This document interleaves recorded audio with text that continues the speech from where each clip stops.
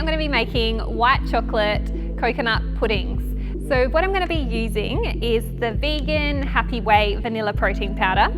I've got some melted white chocolate, it's vegan, however you could use cacao butter if you like.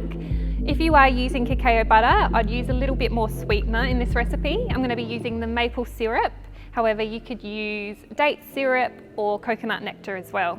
I've also got some vanilla extract and some canned coconut cream, full fat, and a little bit of salt.